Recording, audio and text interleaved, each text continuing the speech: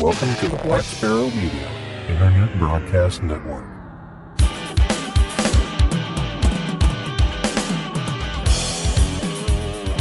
You are listening to Linux in the Ham Shack. LHS is a podcast about Linux, open source, and amateur radio for everyone. Now here are your hosts, Cheryl, W5MOO, and Bill, NE4RD. Hello everyone, you've tuned into episode 610 of Linux in the Ham Shack, the most terrific amateur radio podcast on the internet.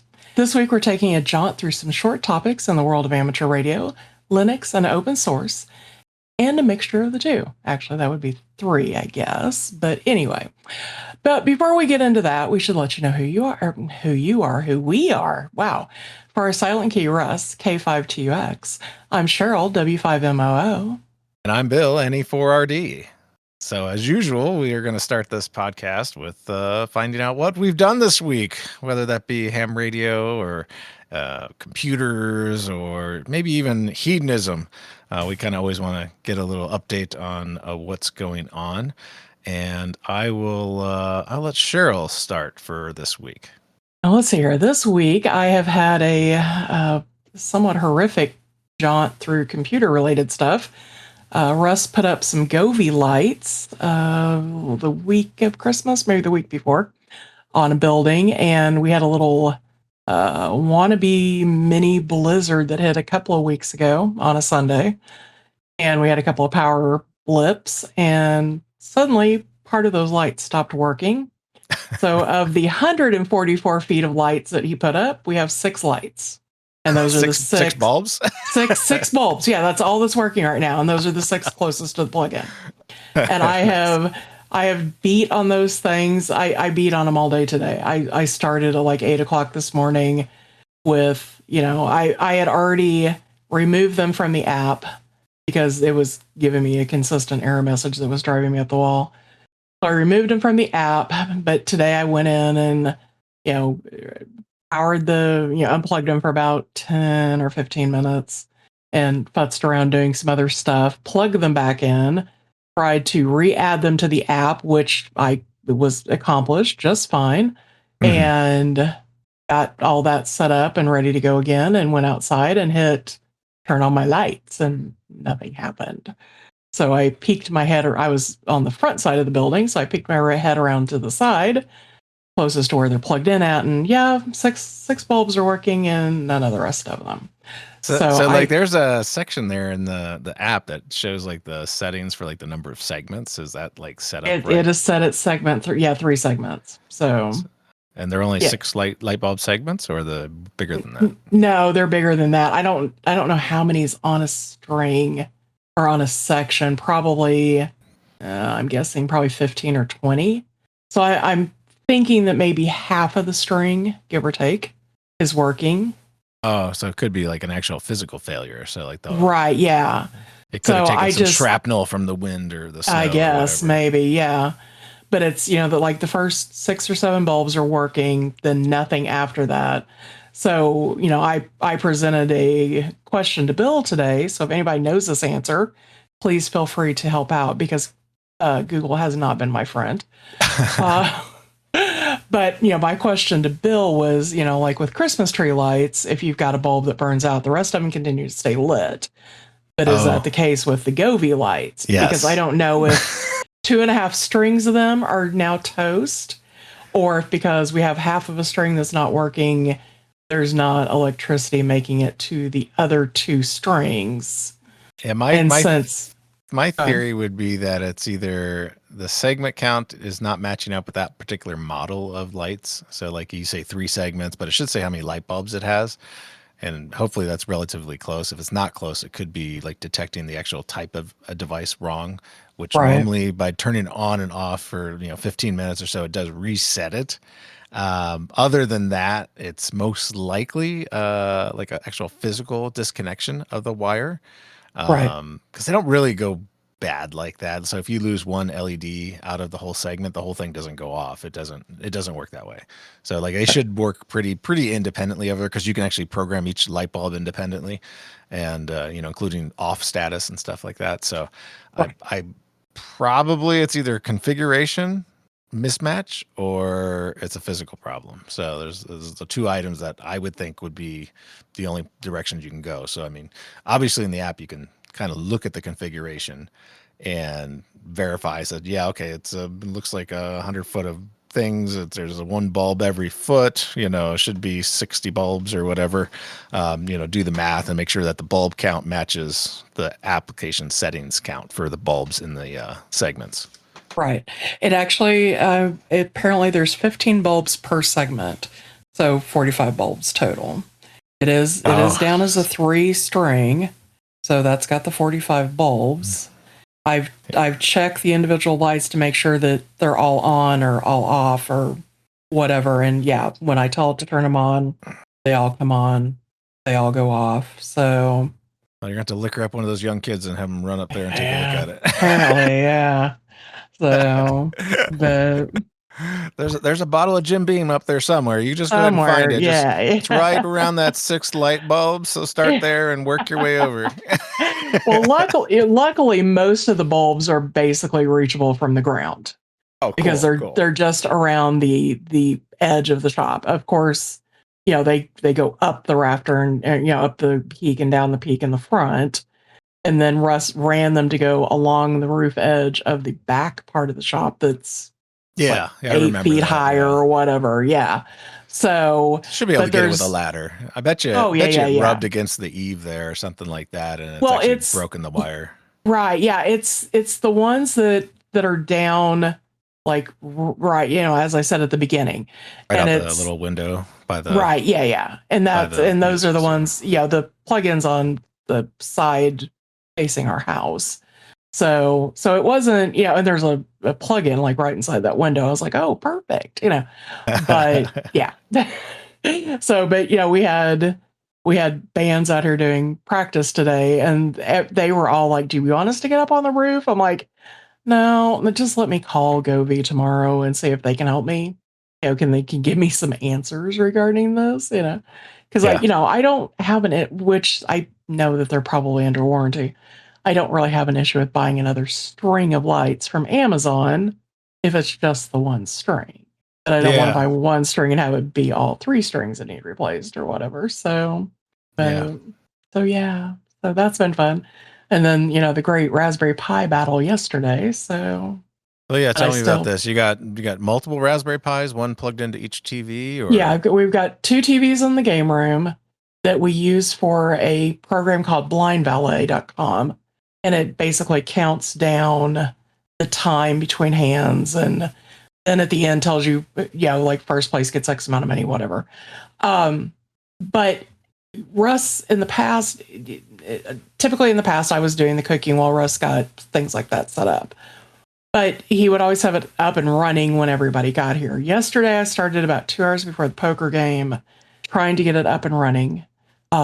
We've got a keyboard and a mouse that handles multiple devices. So I figured out which one went, what setting went to what TV.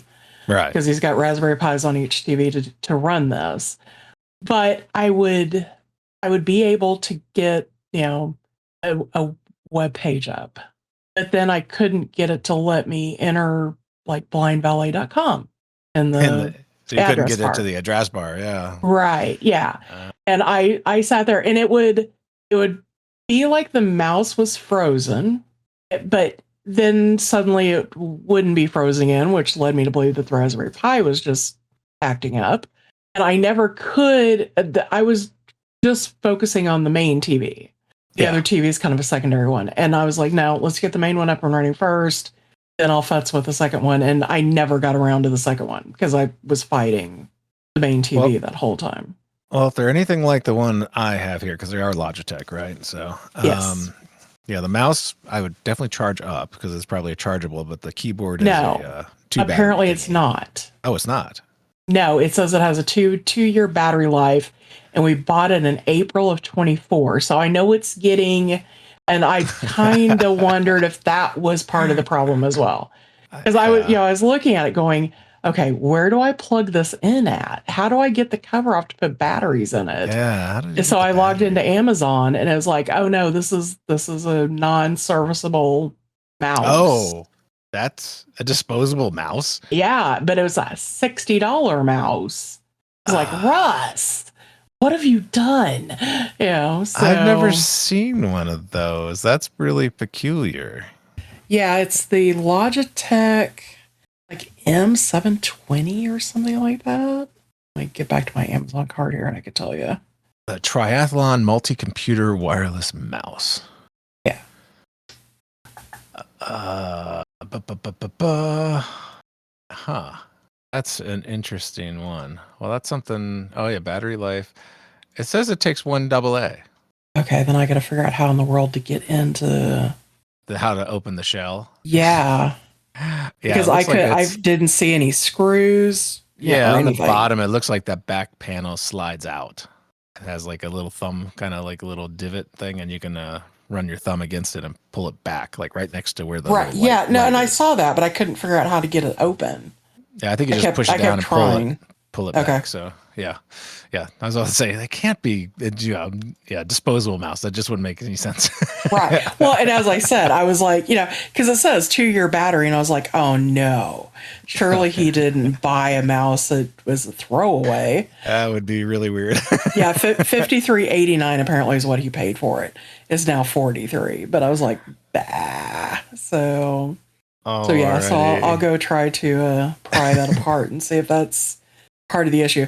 But the keyboard wasn't working either, which, it's been 5 months since it's been used. So battery.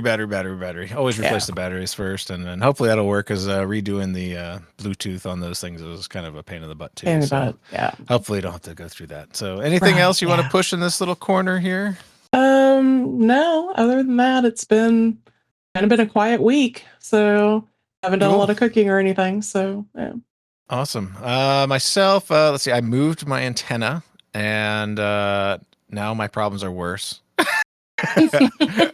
although it definitely hears better.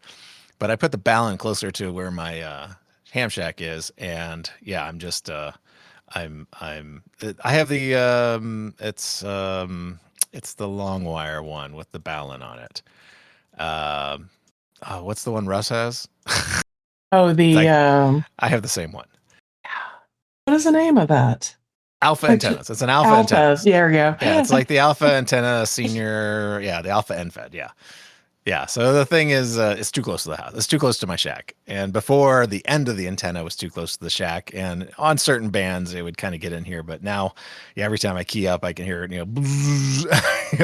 lighting up all the speakers and everything else in here, because I have way too many electronics in my little corner of the shack. So all that work was for nothing. I'm just going to move it further into the backyard. I just have to kind of make a place for it to be, and then run the wire to wherever. It doesn't really matter. So that'll be a project for next week. I also made a video. Hopefully some people saw it. I see the views have started kicking up on YouTube's of the Omarchi desktop. And kind of the problem I was seeing with related to using ham radio software that has dialog windows. I couldn't get the dialog windows to behave like Windows. So that was a bit of a problem, demonstrated on the video. And I will give you a spoiler alert. That box is not running Omarchi anymore. I've moved on to a different thing to test different software at this point, because I was also running the Decodium software, which we'll talk about a little bit later. So, but it was still fun to kind of just throw that short video out there. It's only like a little 6-minute video. So if you get a chance, go check it out, look at it, laugh at me, whatever. It's funny. Real quick. I like doing those little short videos. I have a hard time doing recording a bunch of stuff and then going back over and then trying to script it all out. And yeah, I'm not that kind of YouTuber. So I'd rather just do it live, fix it in post, and pray for the best. So that's what we do in the podcast here. So other than that, just lots of theater stuff, and just trying to get everything done. I've been going all over the place. So let's get into our amateur radio topics, and why don't you take the first one? Alrighty then. So our first one this week is the FCC warns Pittsburgh amateur radio operator for 911 interference. Yeah, this doesn't sound good at all. No. The Federal Communications Commission has sent a notice of licensed operation and harmful interference to an amateur radio operator in Pittsburgh regarding transmissions on a 911 emergency services channel from a handheld transceiver. Oh boy. Last summer, the FCC received a complaint from the Allegheny County, Pennsylvania Emergency Services concerning interference with one of its UHF T-band emergency communications channels. The interference affected the county's West EMS dispatch channel on 470.435. After the agents notified Kunston of the issue, he produced a Baofeng BT-Tech or BTEC UV Pro handheld radio. This story actually came from Radio World. And people wonder why we can't get into 911. Yeah, and I thought it was funny. Like, as soon as I got to the Baofeng, I'm like, yeah, that's enough. We'll just stop there at the story. Yeah. We don't need to go into any more detail of anything else. Just a tongue-in-cheek pick on Baofeng as the culprit. Those things get people in trouble. They use them as FRS radios and GMRS radios and everything else that they're not supposed to and they're not licensed for and stuff like that. So take warning. People are listening, and you will be found. So don't do that. And use a better radio than a Baofeng. Come on, Go buy a Yaesu or something. Yeah. The Yaesu that won't transmit out of the band, and stuff like that, unless it's been modded or something like that. Anyway, let's go on the next story. We have Hamvention announces award recipients. I thought I'd add this in here because, hey, we're going to Hamvention, and it's getting closer every month. Yeah. So let's see. We have the Technical Achievement Award going to Robert Famiglio, K3RF, a very familiar name. He has spent almost 60 years in amateur radio, blending technical expertise, legal knowledge, and leadership in emergency communications. He was licensed at 13, and he has been, he was elected to the ARRL's leadership for multiple terms as a EPA Eastern Pennsylvania section manager, the Atlantic Division vice director, and later the director. And if you want to learn a lot more about him and some of his stuff, he championed the members' rights, transparency, and a representative governance. The ICQ podcast did a nice little segment interview with him. And we'll probably hear more and more about that. But I highly recommend you going and checking out the ICQ podcast for that. I think I mentioned it like a couple of episodes ago that they did that on. So a good interview between Frank, Bill Barnes, and Dan here in the chat room. So check that out. Also, we have the Amateur of the Year Award going to Dr. Jose Otis Vicens and November Papa 4 Golf. And he was licensed at the age of 16. And let's see here. What do we got here? He is past president of the Puerto Rico Amateur Radio League in 2012. And during the 2017 Puerto Rico hurricane disasters, NP4G helped coordinate amateur radio emergency communications across the eastern Puerto Rico following the Hurricane Jorge, or George's. I guess Jorge would be fine, right? It is a Spanish name after all. NP4G is now the president of the International DX Association and most recently was part of the All Kilo Papa 4 team to activate a very rare Descend de Setio Island with an amazing technology as Kilo Papa 5, stroke November Papa 3 of Victor, India. We also have a special achievement award going to Martha Fell, November 3, Quebec, Bravo Echo, and Joe Fell, Whiskey 3, Golf Mike Sierra. Martha and Joe Fell's journey began in 1966 when Joe earned his novice license. Shortly thereafter, he met Harry I. Davis, who mentored him for 4 years, who's now a silent key. Harry taught him to think critically, design circuits, and execute projects with precision. His guidance was life-changing, and Joe pledged to honor his request to give back to others, just as Harry has done for them. They run a program. Him and his wife run a program to reach has grown significantly. Their program's reach has grown significantly over the decades. And in 1976, Joe designed and built a repeater for his mentor's radio station, which remains operational 50 years later, serving a group of approximately 85 operators. Their weekly technical net has become a primary resource for both new and seasoned amateurs, including many professional electrical engineers. So very good. And then we got, of course, the Club of the Year is going to the Long Island CW Club. There we go. Long Island CW Club is an online Morse code training community built to help everyday hams become confident and proficient in CW operators. We combine the standards with welcoming culture. We teach real operating skills. We treat people with respect, and we keep learning for fun. The LICW offers structured classes from beginner through advanced. Hey, this might be something I can take out. A wide range of topical forums and practical resources that will help students move from copying characters to true conversational flow. And all of this you can find on the Hamvention website, and you can actually go to Hamvention and probably watch these get awarded in person. So there you go. Yeah, cool. So, yeah, definitely everybody needs to come to Hamvention anyway. But yes, come to Hamvention. This is just one more reason. Yeah, awards, all the award dinners. Yeah, they can come see us. Yeah, they come see us. Yeah, that'd be great. So. And then I found this story for you. I was thinking of you when I found this. Yeah, I was just reading this, going, I wonder if this is in here for a reason. So our next story is about Hamdeck. And it says that Hamdeck playing cards are a portable reference system for amateur radio operators. The deck focuses on practical lookups used during real operating sessions. It includes band plan summaries by region, common calling frequencies, digital mode frequency references, operating reminders and checklists, and compact lookup tables for common station tasks. And of course, Bill got this information from the Hamdeck website. So now I don't think these decks are available yet. I think they have a submission page for like more information and stuff like that. So I don't have a price or anything else like that, but they do look pretty cool. The at least the mock-ups and everything else they have of the cards is pretty neat.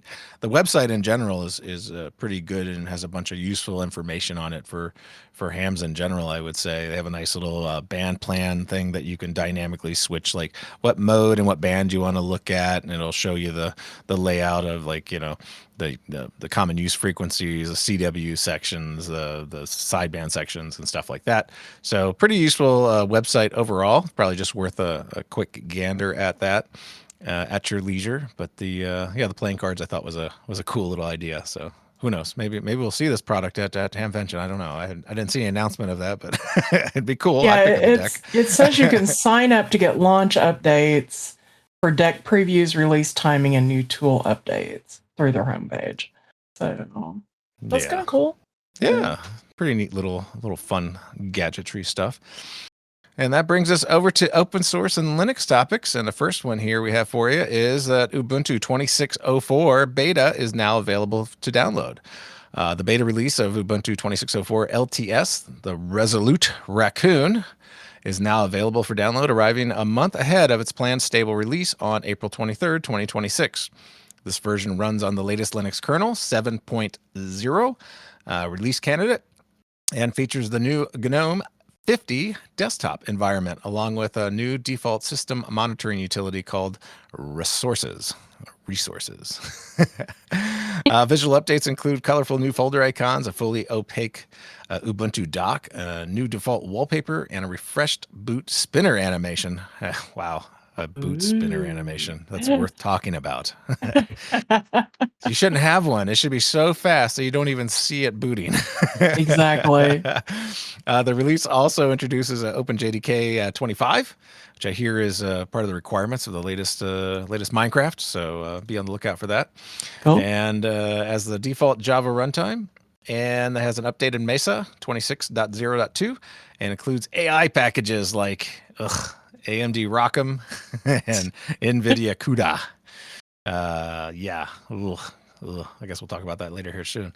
Availability. So here's some key info for it. The ISOs will be available right now for Intel and AMD 64-bit, generic ARM, Raspberry Pi, and some of the beta flavors like Lubuntu, Xubuntu, and Kubuntu are also released. Note that the beta is not officially supported yet. Users should back up their data and test in a virtual machine, as beta software may break their file managers or require driver tweaks.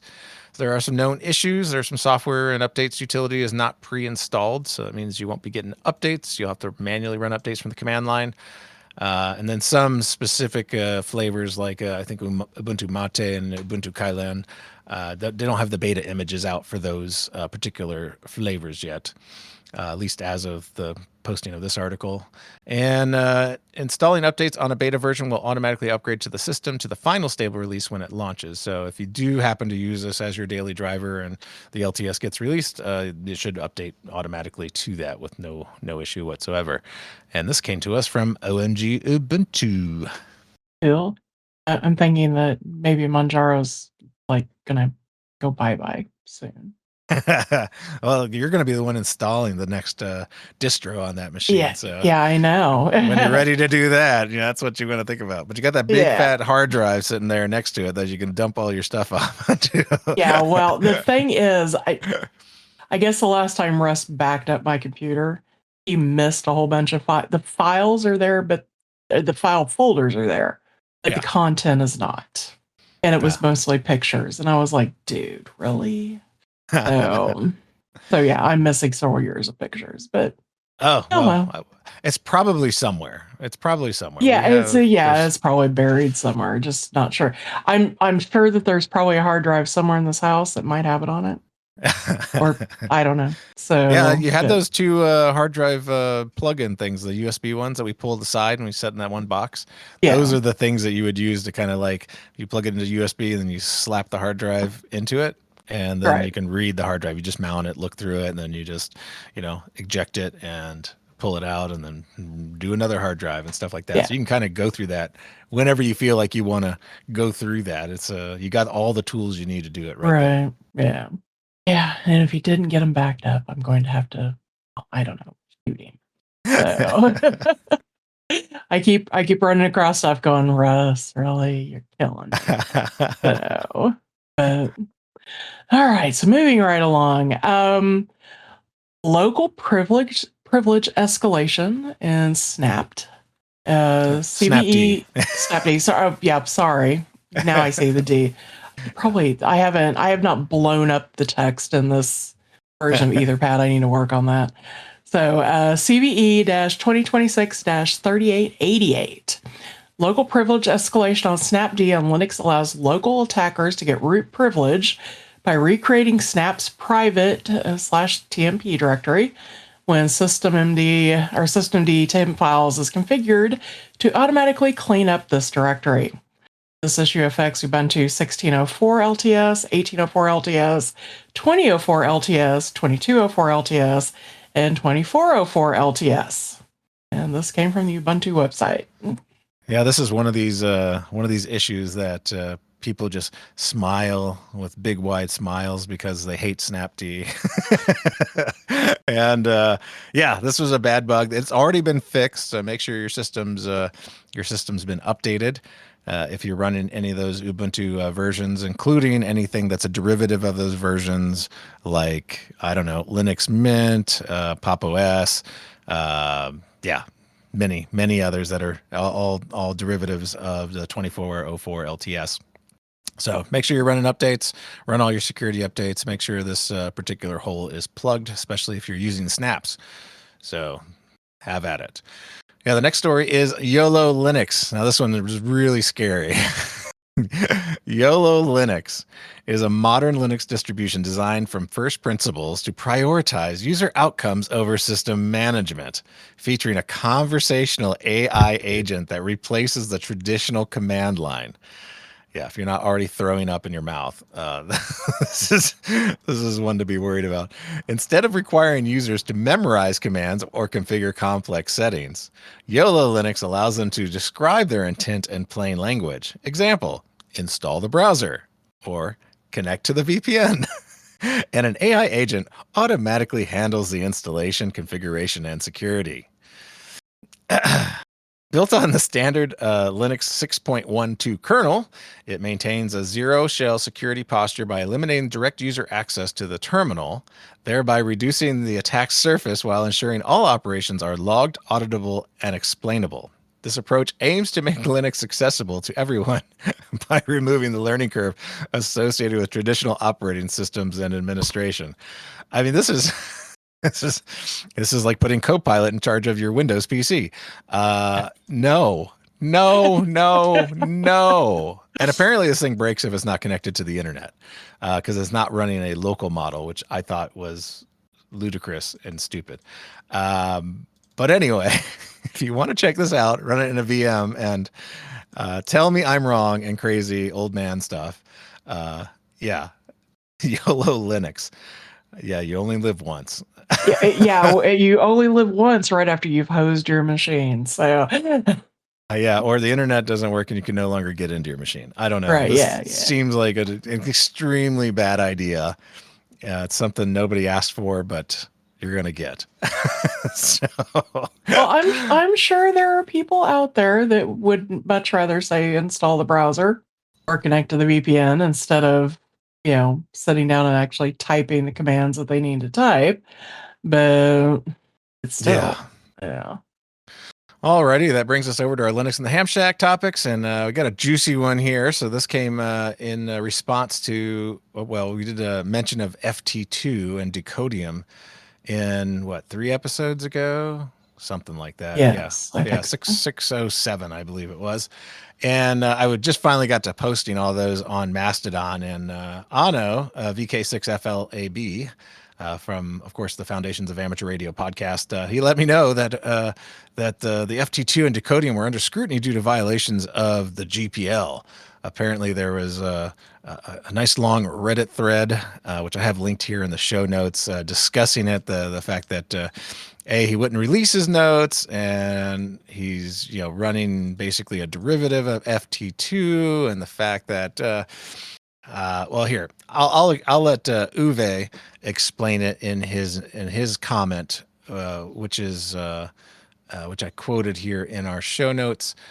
This is Uwe, Dr. Uwe Rees, Delta Golf 2 Yankee Charlie Bravo. He's one of the authors of the WSJTX improved version, so I know a lot of you use that.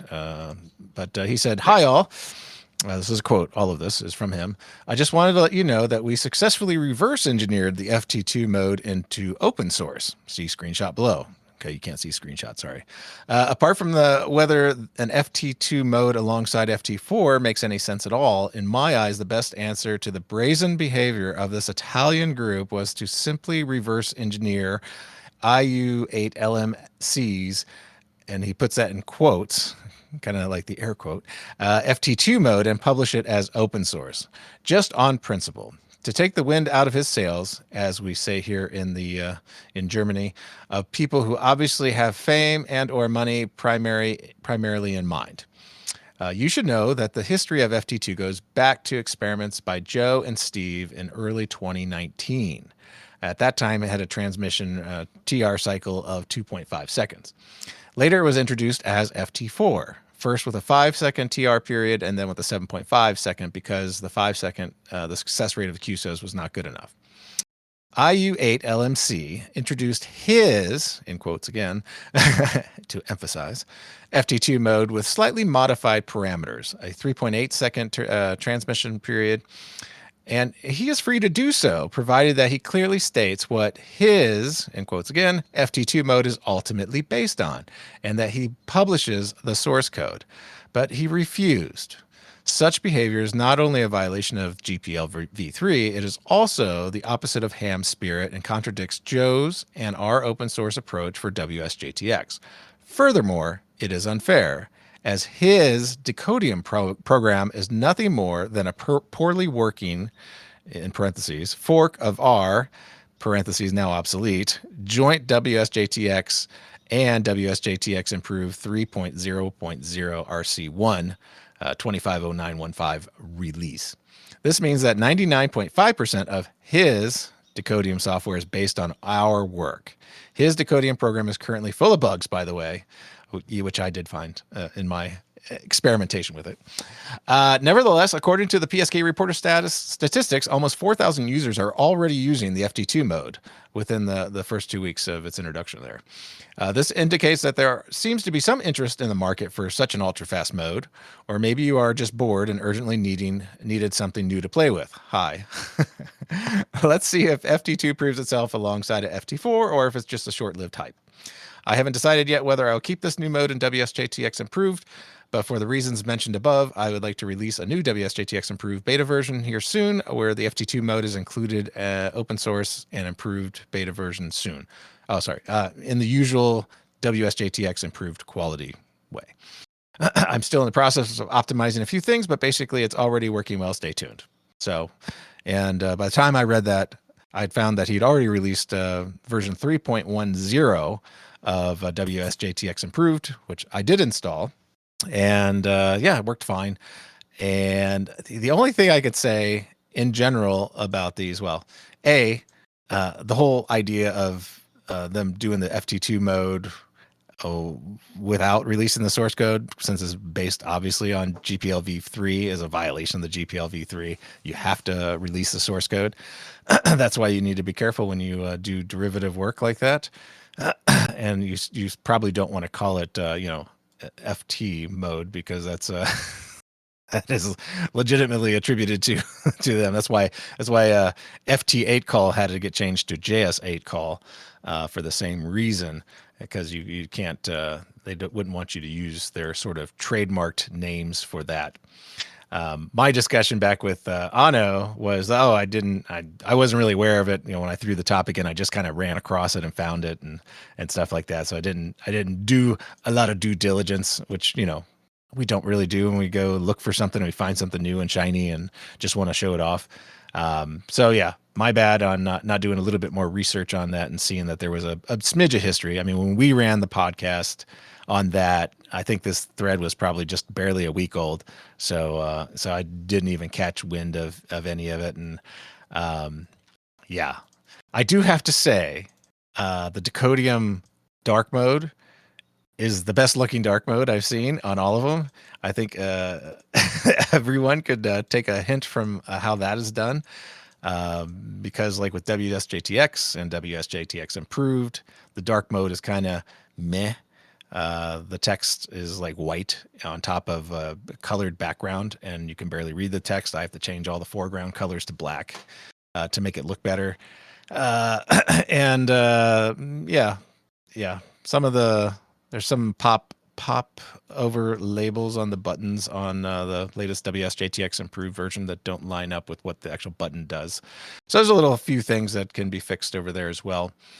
And I had mentioned to Anno as well in the past that it's like there has been some rift between people doing derivative works on WSJTX in general, because they didn't like people doing releases on their intermediate releases. So like when WSJTX was doing an RC release, they didn't want anybody like pushing out, JTDX, RC, blah, blah, blah, blah, blah. So which, and technically is also a violation of the GPL v3. I mean, you release the source code and tag it, it's all fair game at that point. It's available for derivative works without restraint. I mean, you could ask, but you can't tell people that you can't do that. I mean, I guess you can say that, it's free speech, right? But anyway, so that was my fun jaunt into all of this land, and that video I did with Omarchi actually had Decodium's version running, and it seemed to work okay. I actually got 2 contacts with it since I tried this new version, this 3.10. I don't think I have heard but just a couple of stations on FT2 at all, so not quite as popular. Maybe more over in Europe they're using it, because I don't see a lot of activity locally here, and when I do hear something, it is definitely a European station. Well, hopefully people in the US will start using it. Yeah, now that it has like an official open source release and everybody can go to sleep at night and yeah, it just I mean, some of it kind of felt a little bit like outrage collection in the Reddit, Nice. I'm just outraged. This is just crazy. And so, like, people do this all the time. I mean, have you not seen an LLM lately, which basically rips off everything that anybody has ever written? Right. So yeah, let's hold some of that outrage for what's actually to be coming. Yeah, it's interesting times ahead. Oh, Well, yeah. on that note, why don't we go into announcements and feedback, Cheryl? Woohoo! Alrighty then. So we've got 4 different things here. One, we can always use your help supporting the show, and you can support us via Patreon, PayPal, buy merch, whatever you want to do. We desperately need topics. Weekender topics, anything goes. Food, cars, whatever you want. Give us something to talk about. It doesn't have to be computer related, doesn't have to be ham radio related, but throw us some bones. And we do need ideas for things you'd like to hear about in the deep dive episodes. So you can email any suggestions you've got to info@lhspodcast.info. If you haven't already heard us mention it a few zillion times at this point, we're going to be at Hamvention, which is May 15th through the 17th, 2026, at the Greene County Fairgrounds in Xenia, Ohio, which is a fairly large suburb. Sure, we'll call it a suburb, a Dayton. So, and our last thing is I'm hosting a memorial service for Russ, K5TUX, here at our house in Missouri. So if you'd like to join us, just pop us an email at the info@lhspodcast.info, and we will, either Bill or I will answer you and give you date, time, directions, whatever you need. So yeah, that's on November 1st, right? Yes, November 1st. Yeah. And you'll get to meet, provided nothing happens, Bill and I both on that day, because Bill's planning on being here as well. So yes. So. And that gets us to our subscribers and Patreons, and I'll go through this to give Cheryl a break real quick. We didn't get anybody new from Patreon, but we did get a PayPal subscriber, Jonathan Traum. Thank you for your PayPal. No free Patreons joined. Facebook, nothing new. Instagram, we'll wait and see. We're going to get those accounts connected so we can see the stats better on those two. Twitter, we did have TS Ham join us. Over on Mastodon, we had OSIOU, BJB, VZ5ZSH, Jessica Dale, and Jorn Frank. And on Blue Sky, I think we're going to not track that one anymore because I believe it can probably pick up posts from Mastodon at some point. So it will probably just not mention that going forward, and won't track it because I'm not going to do 10,000 social media accounts. And our live show participants, we had Dan, KB6NU, and Steve, KJ5T. Thank you for joining us. And I'm just going to go through a chat room here. We were discussing my antenna problems, and Steve was asking, and I was debating on getting one or putting up an off-center fed dipole. Need more bandwidth on 80 than the 6 BTV gives me, and tired of my other low-hanging wires on 12 and 17. Wish my arm was stronger to get the wires in the trees higher. Awesome. Yeah. I have some trees in my yard too, and I just use a kid's fishing pole and a weight on it and some heavy line because it's small, and I kind of give it a quick whip. So that's what I use to kind of get the wire up into the tree and stuff like that. And that's been pretty good. You just got to be careful you don't have too big of a weight on there, and your neighbor's house isn't too terribly close, and in case the weight flies off and ends up in their window or something like that. Tie very good knots. So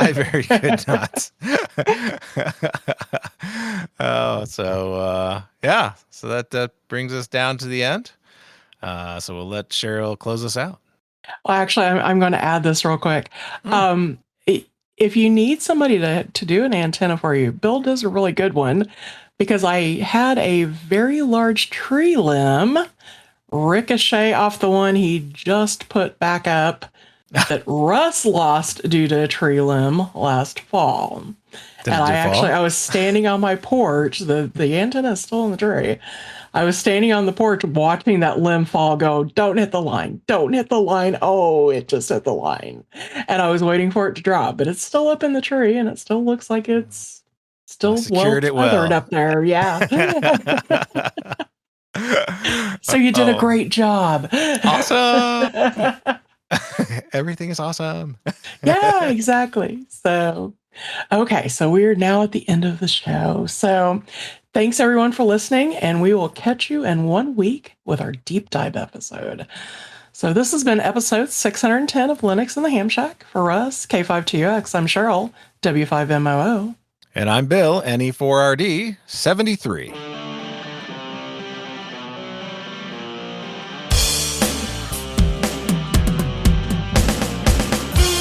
Thank you for listening to this episode of Linux in the Ham Shack. LHS is a community-sponsored podcast. Live recordings are Sunday nights at 8 o'clock Central Time. Our homepage can be found at lhspodcast.info. You can support the podcast via Patreon at patreon.com/LHS podcast. We're also on Discord, Facebook, Instagram, YouTube and Mastodon. Contact us via email at info@lhspodcast.info or via voicemail at 190954777469. That's 1909 LHS show. We also have merch. So until next we meet, remember to always heed your hedonism.